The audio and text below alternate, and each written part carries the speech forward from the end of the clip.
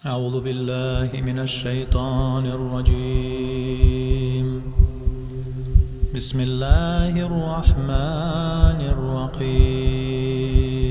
Ученые Ахлю-Сунна валь-Джамаат предупреждали, что не дозволено изучать, читать тафсиры, не получив знания по фикху, необходимых каждому мусульманину, фардуль гайн. Тем более это касается нашего современного времени, когда не только настоящих ученых, но даже их книг не сыскать, днем с огнем не сыскать. В нашем теперешнем состоянии совершенно невозможно извлечь религиозные правовые знания из толкований Корана, из тафсиров. Тем более, что на сегодняшний день очень много расплодилось таких тафсиров. Да, может быть, переводятся как-то дословно какие-то аяты, но, как мы все знаем, что дословно невозможно понять Коран.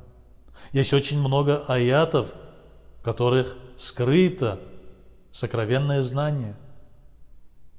Это под силу только ученым, муджтахидам, и они только смогут извлечь эти сокровенные знания и донести до нас. Не обладаем мы сейчас, после стольких лет духовного паралича, даже самыми минимальными знаниями, чтобы были достаточно понимать тафсиры и толкование Корана, которые по существу предназначены только для решений, для ученых. Только они, ученые Ахлю-Сунна валь-Джамаат, могли выносить правовые решения и, обладая знаниями по многочисленным наукам, ученые остальных 72 течений ислама, которые идут по пути нововведений, по пути заблуждений, поэтому и оказались на ложном пути, что неверно понимали значение аятов по толкованиям, по тафсирам, порою весьма сомнительным тафсирам, переводом Корана.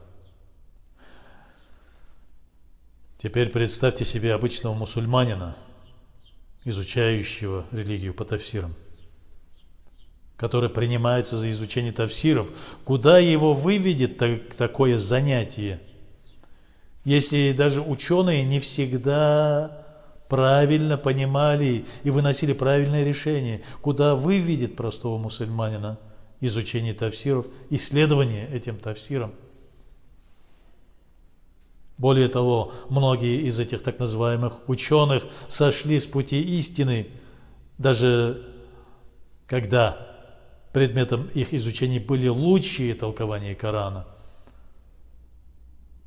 Но даже и тут они не сумели правильно понять Коран.